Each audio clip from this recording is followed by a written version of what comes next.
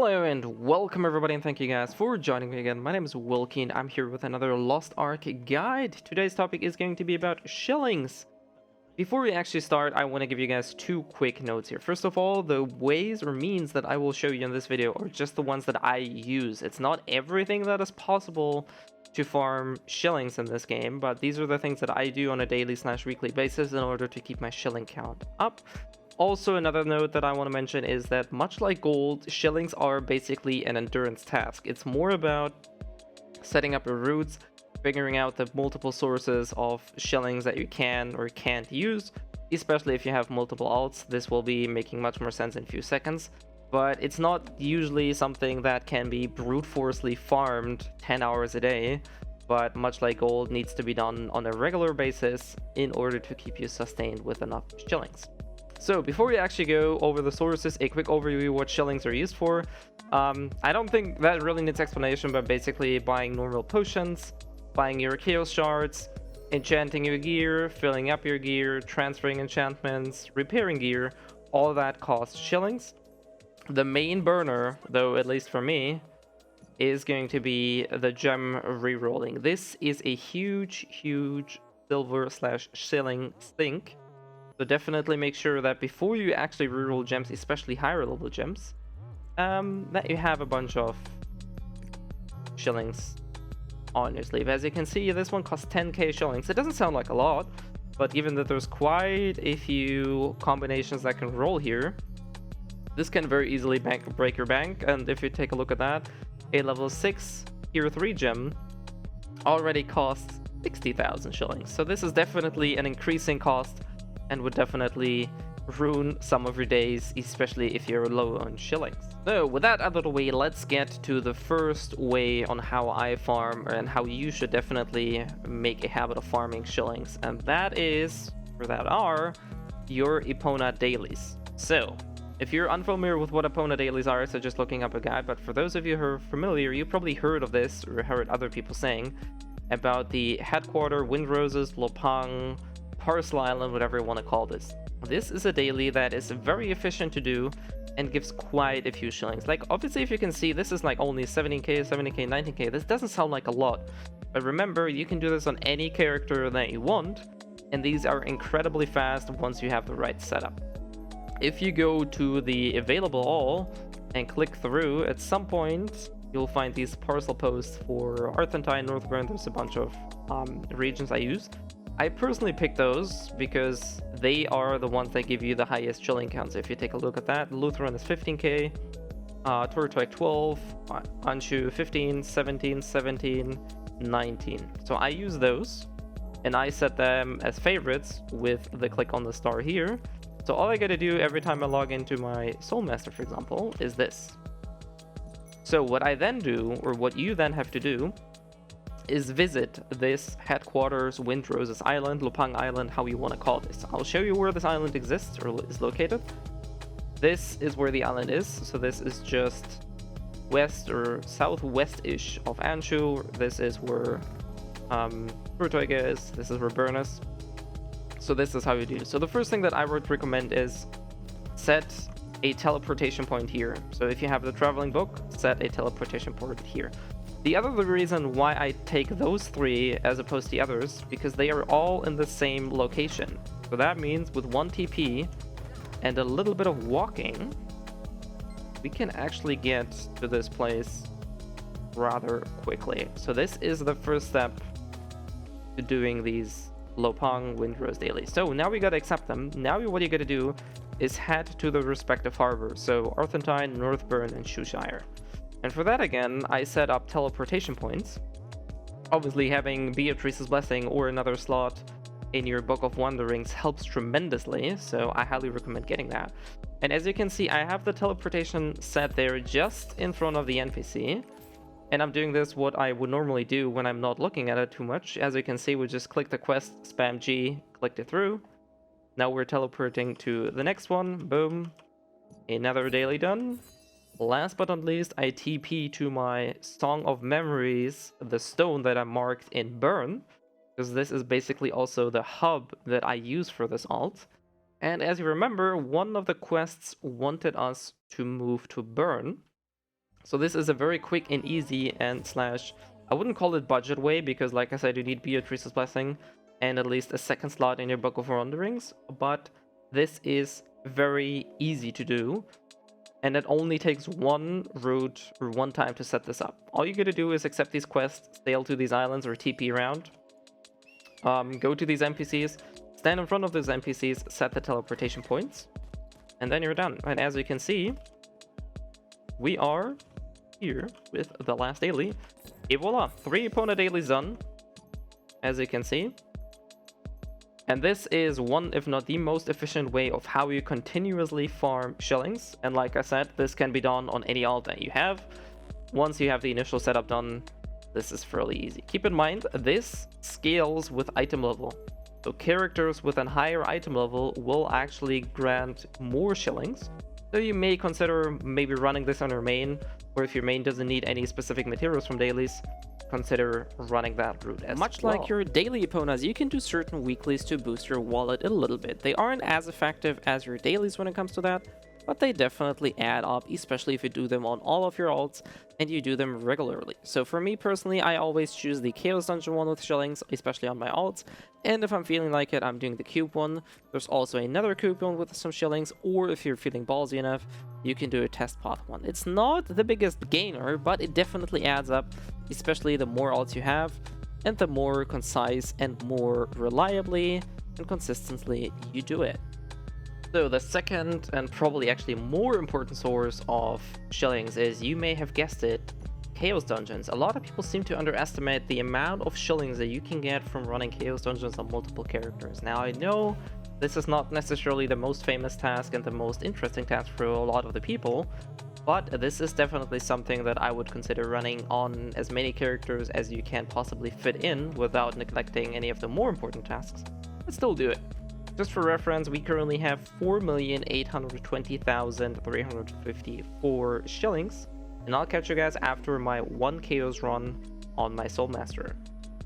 So here we are at the final step of my Chaos Dungeon, the first run. So if you remember, we had 4,820,000, and now we have 4,855,000. So we actually got 35,000 shillings from just one single Chaos run.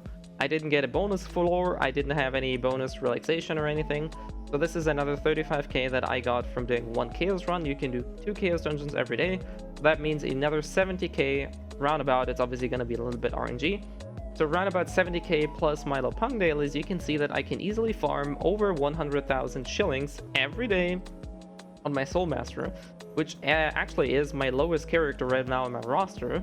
So this is definitely something to keep in mind. Generally, Chaos Dungeons are very valuable to begin with, but they are also a very good source of shillings. This golden portal here, for example, is one of those bonus floors, and let's see which one we're getting. Maybe we're gonna get the shilling one, it doesn't seem like it, but regardless of which bonus floor you get, you're just gonna clap whatever mob there is, and there's gonna be some extra shillings, some materials, and other stuff. So if you have some decent RNG, you can get even more than the 70k that I told you earlier.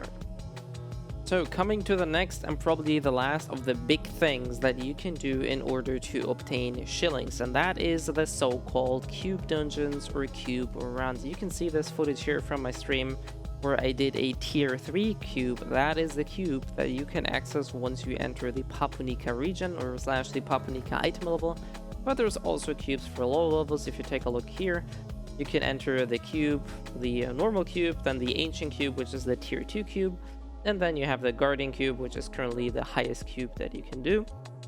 Basically, they all give the respective materials. So obviously tier 1 gives tier 1 materials, tier 2, and tier 3 obviously tier 3 materials, but we're mainly here to obtain some extra shillings. So how you actually farm or get the gold is by completing the cube dungeon and getting the diamond chest. Even the lower level chests do grant you shillings, but you definitely want to get the big one. If you can take a look here, I just cleared this dungeon, and this is the final box. At the diamond box, if you succeed in filling up the points all the way to 5,000. In that particular case, I obtained 82,000 shillings from that diamond box alone, and there are bonus floors just like in Chaos Dungeons as well, so your potential earnings may be even higher. Needless to say, this was a tier 3 run, Tier 1 and Tier 2 cubes do grant you a little less shillings, but if you are out on shillings and you have some of those tickets left lying around, definitely do those, as you also can obtain some various materials that boost your upgrading chance, or stuff like engravings as well.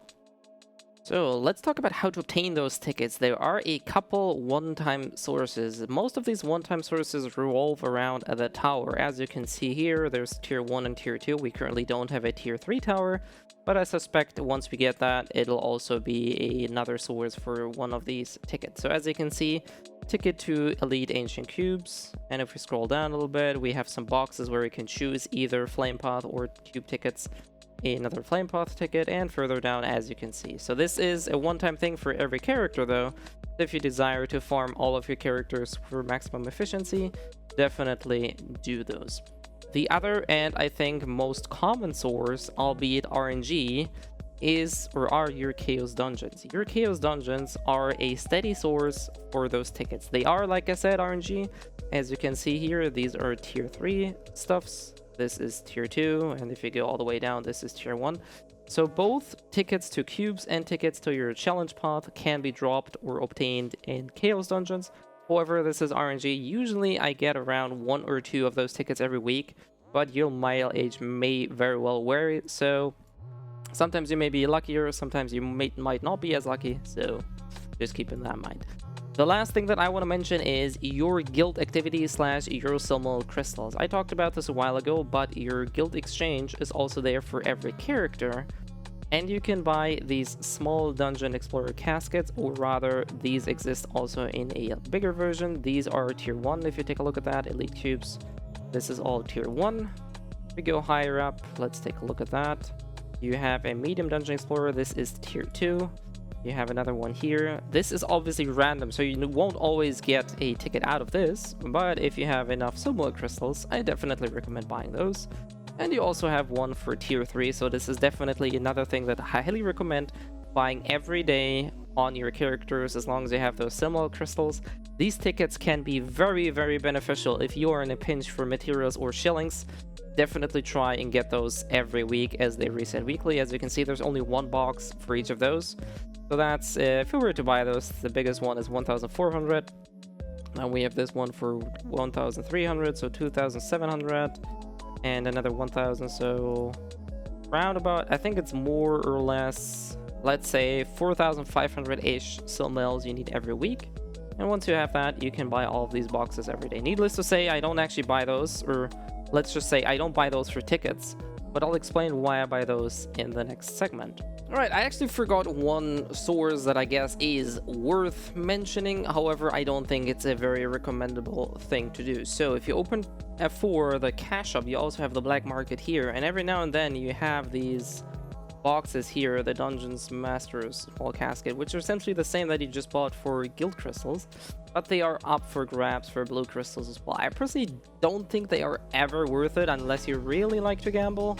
So personally, I wouldn't recommend buying that, but if you really want to push your luck, then this option does exist as well. So the last actual source that I want to give you guys on your way is actually almost the same that I told you when it comes to those tickets, and that is the guild exchange. The exact same boxes that I just showed you that contain these tickets also have a chance to give you shillings. So there's also another box that will give you raw shillings every time. However, those are account-wide, so if I buy this chest on my Devil Hunter, for example, which you currently are, I can't buy this on any other character. So usually I prefer to buy these things on a character where I have a surplus of those crystals and I don't need anything else, because I don't buy these. I don't buy Albedo or anything, or these things here, because this is basically my ult. Let's just go ahead and buy those thingies here. We're gonna buy this one. Then let's see, we're gonna buy the medium ones as well. We're gonna buy this one as well. Obviously, this is where I'm in a luxurious spot to have that many of those Silmal crystals. If you aren't in that luxurious location or spot, I personally just would prefer buying those little caskets, but that is personally up to you. So we got all of this. Let's do a quick breakdown. We got the small ones, so if we open all of them, that's 15k. If we open all of them, that's 4,500. That's 27k additional. And this is another 60k. As you can see, it's a small boost, but it adds up if you use that. And let's just open... There's the lowest one. This is... They're sorted very strangely, it doesn't matter. Alright, let's open this one. We got Shillings. Open the next one. You can see where this is going. And like I said, this is a small edition. You don't have to do this, but if you really want to push maximum efficiency on all of your characters, or at least the characters that you actually use and that are in a guild, this is definitely something that you can do. And as you can see, 4 out of the boxes that I just opened gave me Shillings already. So this is definitely, there you go. We made another, what, 100k or something? 25k plus 38k, that's 63,000, that's 90,000, that's 123,000 I just made from those boxes. And like I said, every character can actually buy those. So for the final 2 things that I want to mention, the first one consists of the Sea Adventures, which is another collectible. In order to get that collectible, I highly suggest checking out the Lao info, but basically it boils down to finding, let me find one here, finding maps like these, the secret maps, and then just sailing to whatever location it tells you. Doing that, like I said, you can get some piggy banks. The first one is worth 100,000, 400k, 400k, 1 million, and 2 million shillings. So there are a few shillings left behind here. This is definitely not something that you can farm very quickly though. And the other final thing that I want to give you is the attendance reward. Sometimes there are events going and that will grant you an additional shillings. As you can see here, the very first one already gave us boxes with 100k. There's another one where we get 2 of those boxes. So as you can see, by just basically playing the game, paying attention to certain events, you should be able to grab some shillings along the way as well. Alrighty, that sums it up for my shilling guide. This is freaking 17 minutes long. I very much excuse for that long of a video. There are timestamps in the description below as usual. If there's anything you missed, I said confusing, or I got wrong, as usual, just shoot me a message, put down a comment below, and we are free to talk about this. Last but not least, if you want to see me live, I do stream Mondays and other days as well, as I announce them on my Twitch channel during the stream, or on my Twitter, on Discord, and any other social media that I use, as you can find in the description below. I do hope this was helpful. Stay safe out there, stay healthy, and I'll see you guys next time.